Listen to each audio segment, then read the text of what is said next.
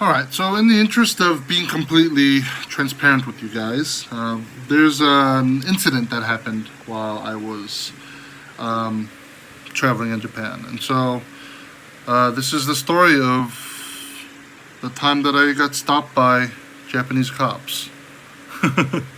So basically, what happened was this was after I had eaten a crap ton of sushi and was not about to eat any more food for the rest of the day.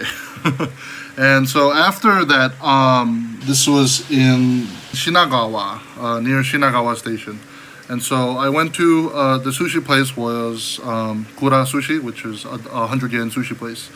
And so near there, they had this office park, which also housed the Nikon and Canon headquarters. And so, on the, they have most headquarters, they'll have like a museum, with like, the history of the company and various exhibits, depicting that. So I thought that was really cool. I wanted to hit up both Nikon and Canon because they were right next to each other.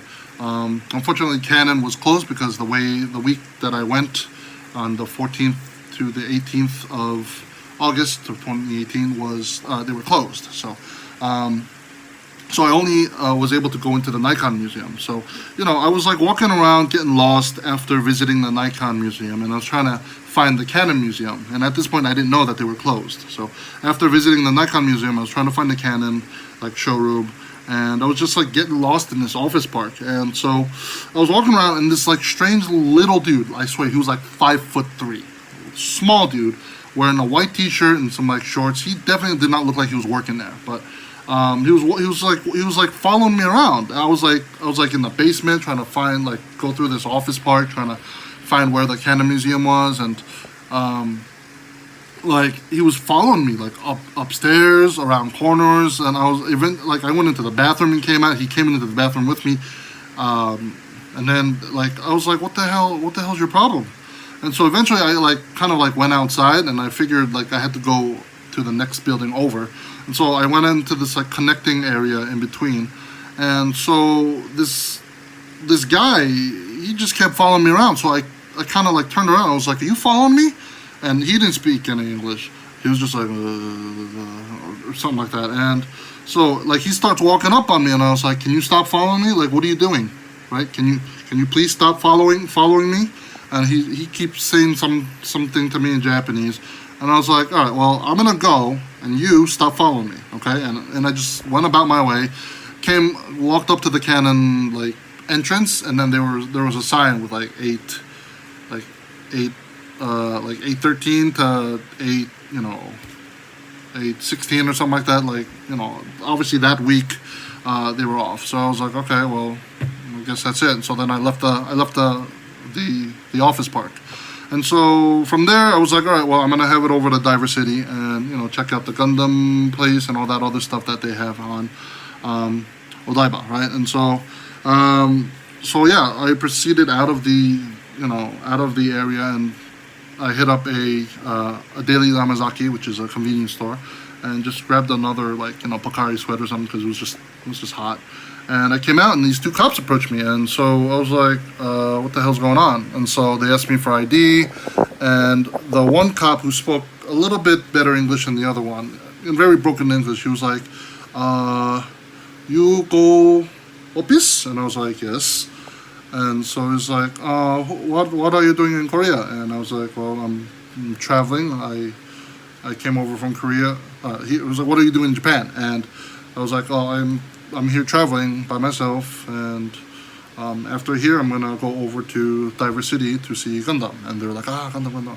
And so yeah, let's say cop 1 and cop 2, right? Cop 2 doesn't speak very much English. Cop 1 is the one who's kind of like talking to me the most. And so yeah, basically he was like, you see baby car? And I was like, baby car? What the hell are you talking about? And so, baby, and put inside and push, or, something like that. And I was like a baby carriage? Like, push the baby? And he's like, yes. And I was like, no. And so he was like, we car, you picture, baby. And I was like, no. what the hell are you talking about? And so, long story short, somebody called the cops and said I was going around taking pictures of fucking babies in baby carriages. Like I'm some weird ass pedo. Like, seriously. And so, yeah, I mean, I already told them my schedule, what I was doing in the area. I was at the Nikon Museum, and the Canon showroom was closed. And so, like, they were like, okay. And very carefully they asked me, like, can we see the pictures on your camera? And so I was like, oh yeah, sure. And I opened my phone, showed them all the recent pictures of just like sushi and stuff at the Canon Museum and stuff like that, and all the other places in Akiba. And I was like, you see any babies here? And I showed them my digital camera, and it was like, I saw some like cicadas, and I was like taking all this video footage of the Nikon Museum. And so I showed them all that. I was like, you see any babies? And they're like, no. And so, yeah, apparently I had to wait for his supervisor and a translator. And so we just kind of shut the shit for a little bit until they arrived. And then the translator arrived, and like the first thing the translator does, he arrives with like the supervisor and one other person. And so apparently this guy was like, I don't know if he's a chief or like the manager. He was like maybe a sergeant or something. He was someone higher, because they were all bound to him and stuff like that. But the translator, he was like, did somebody drunk talk to you? And I was like, yeah. He kept following me around for some reason. I don't know who he is or what he was doing, but he kept following me. And he was like, he come to you? And I was like, yeah.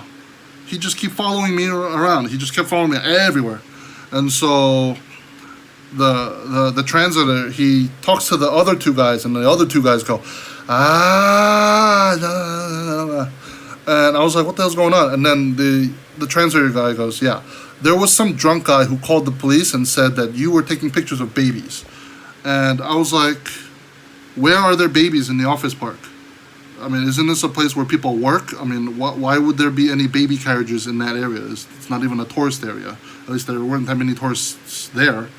And so, yeah, the interpreter was basically like, yeah, this drunk guy called the cops on you, and we think we're going to follow up with him instead and ask him what he was doing while he was drunk on the premises. So, yeah, basically the manager guy or the sergeant, like the top guy, he was like, oh, sorry, thank you. And I was like, so I'm good to go? And they're like, yes. And so, yeah, cop number one, or cop A, yeah, he was like, he expressed how sorry he was, because like he was basically following protocol, like somebody calls, you have to follow up, and you gotta do it. And I was like, it's fine, you're just doing your job, I understand. And he was like, yes.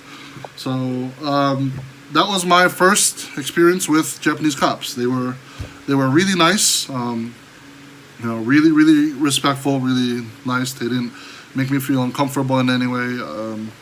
So yeah, that was my first encounter with a Japanese drunk and Japanese cops. So anyway, I don't know. I guess this makes for a fun story or experience.